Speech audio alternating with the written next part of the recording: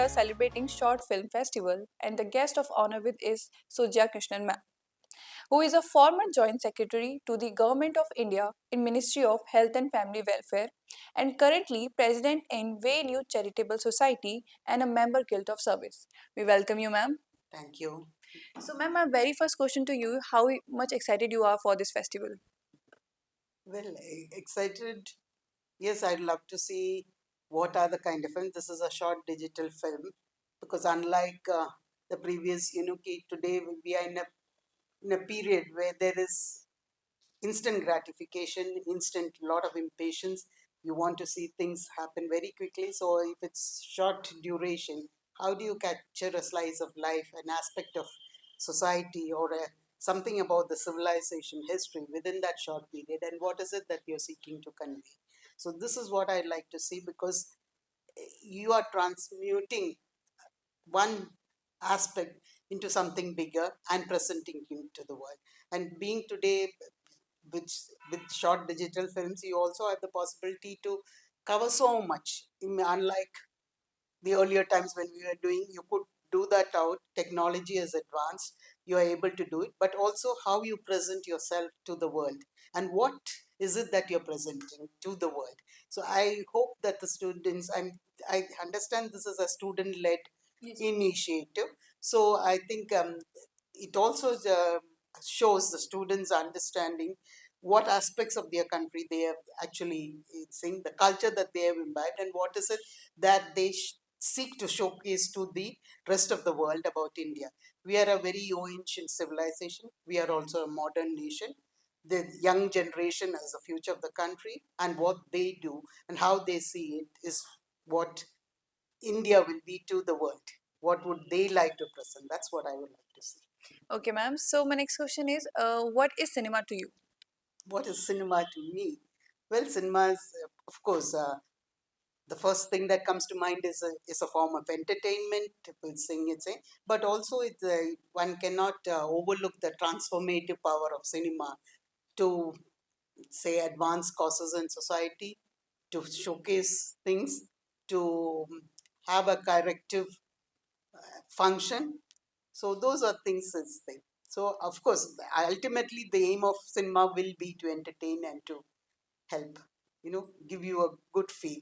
And films are all about the willing suspension of disbelief. So at any point in time, yes, you will accept. Sometimes it might not actually depict reality, but then you're willing to suspend your belief that time and to go with the flow. That's lovely, ma'am. So, let's talk about your journey. So, how your journey has been? Well, I bring more than 3 decades of experience in this social sector, social development sector. It's urban development, education, and health. And I think both these, when you especially talk about this thing, these somehow I think that journey has been interconnected because this education and health are again connected because it's very important. And for me, for the girl child, the education of the girl child is very important in India. Of course, I think we have advanced much, but if you look at it, it's always the girl child who's pulled out of the school or who's the last to get that decision. Come to health again, it is the women who less access healthcare, you know, at last. There may be, there isn't a thing, but it's a family, the connect with the family. Similar is with the girl child. But experience has shown that if the girl child is in the primary, completes it out and saying, then she competes equally with the boys or men in both college and with other ways and is doing extremely well. So it's very important because and when you say you educate a girl, you educate a family. You're saying that is the transformative power of education. So it is very important that you educate our girls also saying and also take care of their health in the earlier stages up to the adolescence age because that is what determines what will happen, how they are going to treat their family, how they are going to kiss them. And now there is enough evidence to show that whatever happens, the girl child, how the nutrition of the girl child and or say the young mother determines what the progeny will be in terms of their disposal to future diseases, etc. There is enough evidence. So I think we need to pay attention to these. And when I talk about urban development, I would say yes, sanitation, hygiene, with saying providing safe environment. All these are very important to this thing. Do that. So, ma'am, we talk about the rural women's and the education of the girl child. If we saw that we have 5G internet, I mean, we're in digital era, but still there is a lack of hygiene, or say we can say the health regarding the women is very lacking in rural areas. So, what do you think about that? Well, I think today with many of government's programs coming in, I think hygiene and sanitation is an important. Availability of water is important, and to this, I would also add one thing because see, I don't know how many of you might have noticed it or how much this news went in little into the side pages of the newspapers, but an important event happened on December 8th, 2024. India was declared having eliminated trachoma. And trachoma is a disease of underdevelopment and this. When they come for the eye checkup is the time when many people are coming to know that they are also having diabetes, they are having hypertension, so on. So I think regular checkups, having the primary health center to do that out. Government has launched out many programs, but if we can do that, there are the ASHA workers who are doing these jobs, trying to bring people to the centers or even for healthcare for the elderly, etc.